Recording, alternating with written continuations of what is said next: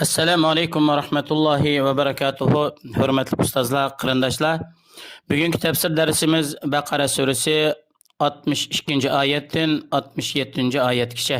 Yana bu bugungi darsimizda asosan Alloh subhanahu va taoloninki shu Isroil avlodlariga ato qilgan ne'matlarni eslatish va ularning qilmishlari va shundaqla ularningki ilgirki ota-bovlarining Allohningki buyruqiga xiloflik qilgan, Allohning buyruqlariga, Allohning shariatiga hilm-fikr ishlatib, Allohning rasulininki ko'rsatmasiga bo'ysunmaganlik ahvolini bayon qilib berish orqali keyingi avlodlarning o'zining ajdodlari qilgandek nachar qiliqlarni qilish orqali ezib ketib Allohningki azobiga duchor bo'lib qolishidan ularni ogohlantirishdan iborat.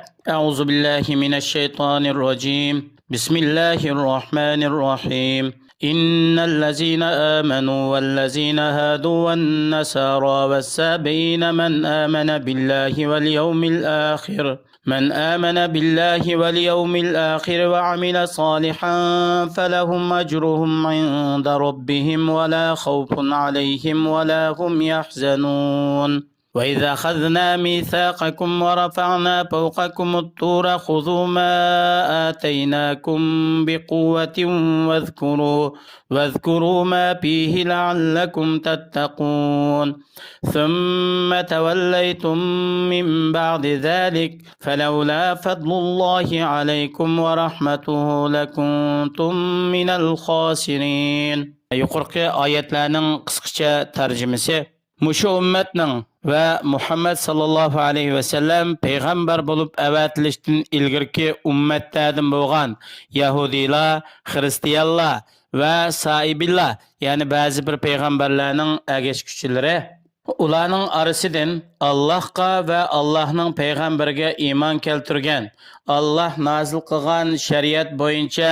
amal qilgan mu'minlar agar Allohga va oxirat kuniga samimiy iymon etsa, Allohni rozi qiladigan ravishda yaxshi amallarni qilsa, ular Allohning huzurida o'zining qilgan amallarininki mukofotini to'liq ko'radi. Ularga oxiratda hech qanday qo'rqinch va bu dunyoda qilolmagan ishlarga qilcha nadomat bo'lmaydi. Ammo payg'ambarimiz sallallohu alayhi va sallam payg'ambar qilib avatilgandan keyin islom dinidan boshqa hech bir din qabul qilinmaydi. Ey Isroil avlodlari, shuni eslanglarki, o'z vaqtida biz sizlardan Allohga iymon keltirish, ibodatni Allohning o'ziga qilish to'g'riliq mahkam ahd olgan edik. Va ustunlarga turtig'ini tiklab turib, biz sizlarga ato qilgan kitobni ching tutinglar, uni obdan qo'g'dab amal qilinglar. Uningga sal qarmanglar, hurullik qilmanglar. Agar shunda qilmasanglar, ustunlarga tog'ni bostirmiz, menga taqvodorlik qilish va mening azobimdan saqlanish uchun gap so'zlaringlarda va ish harakatlaringlarda Tavratga amal qilinglar degan edik. Sizlardan mahkam ahd ilingan va ustunlarga turtig'ini tiklab qo'ygandan keyin sizlar burunqi yomon odatinglar bo'yicha yana bir qitim Rabbinglarga osiylik qildinglar. Uning amriga xiloflik qildinglar. Agar sizlarga Allohning tövbanglarni qabul qilib, gunohinglarni mag'firat qilishdan iborat katta fazli marhamati va rahim shafqati bo'lmasaydi, sizlar dunyo va oxiratda ziyon tortquchilardan bo'lib ketdinglar.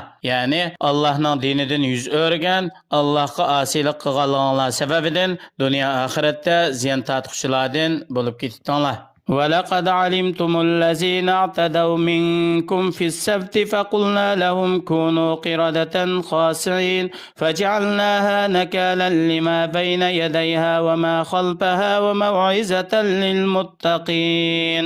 Ey Yahudilar, ajdodlaringlarning beshiga kelgan azob oqibatlarini bilisizlar. Ular dengiz bo'yidagi shahar aholisi edi. Ular Allohningki shanba kunni ulug'lash, ya'ni shanba kunlikda biliq tutmaslik haqidagi amriga osiylik qilib, hiyla ishlatib, shanba kunlikda dengizga to'rsilib qo'yish va dengiz bo'yiga katak ko'lchaklarni ko'lab qo'yish orqali bu Alloh cheklagan ishqa hiyla-mikr ishlatib, biliqlarni ko'lgan kichik ko'lchaklarda to'llagandan keyin yakshanba kunlikda tutatdi. Ular shunda qilgandan keyin Alloh ularga xor maymun bo'lib ketinglar degan edi. Yana bu ularningki Allohningki buyrug'iga hiyla-mikr ishlatganlikningki jazosidan iborat. Biz bu shaharni va bu shahar ahlisiningki bishiga kelgan azobning xabarini o'tgan boshqa shaharlarning aholilariga, ulardan keyin mushundaq gunohlarni qiladiganlarga ibrat bo'lsin. Salih kishilarga o'zlarining haq yo'lda ekanligini bilib, bu yo'lda mustahkam turish uchun va'z nasihat bo'lsin deb shunda qildik. Yuqorqi oyatlarda asosan İsrail avlodlari o'z davrida Alloh ya'ni har qanday bir ishga buyursa, imkon qadar shuningga bir hiyla ishlatishga uringan. Shanba kunlikda biliq tutmanglar desa, shanba kunlikki shu ko'llarga daryolarga to'rni tashlab qo'yib, daryoning bo'yiga ushaq ko'lchak ozganlarni qo'yib, shanba kunlikda biliqlar u yerga chiqsa, o qapqoqni etib ko'lchaklaning yakshanba kunlik tutib, biz buni shanba kunlik tutmadik, yakshanba tutdik deb ilm-mikr ishlatgan. Shuning bilan Alloh ularga g'azab qilib, ular shu maymunga o'zgarib ketgan ularning surati. Shuningdek biz tövende so'zlaydigan 67-oyatdan boshlab, ya'ni Baqara surasining otilishi bo'lgan bir Baqara, ya'ni kala vaqaligi so'zlandi. Bu shu Bani Isroilningki Allohning buyurgan buyrug'ini darhol o'rindamasdan bir imkon qadar shu buyruqdan chetnab o'tib ketish yoki buyurgan buyruqning o'zini ado qilmasdan boshqa yo'l bilan bir o'tib ketishni maqsad qilganlikdan bir yengil to'xtaydigan buyruq oxirida ular qilolmaydigan darajaga yetib qolganlik ahvollar bayon qilinadi. Buni Alloh xolisa keyingi darsimizda bu kala vaqasiga munosabatlik vaqalikni butun bir dars qilib so'zlab o'tamiz. Alloh subhanahu va taolo hammalarni haqqa amal qilishga, Alloh rozi bo'ladigan, yaxshi ko'radigan, yaxshi amallarni ko'plab qilib, dunyo oxiratda Allohningki roziligiga erishishga muyassar qilsin. Assalomu alaykum va rahmatullohi va barakatuh.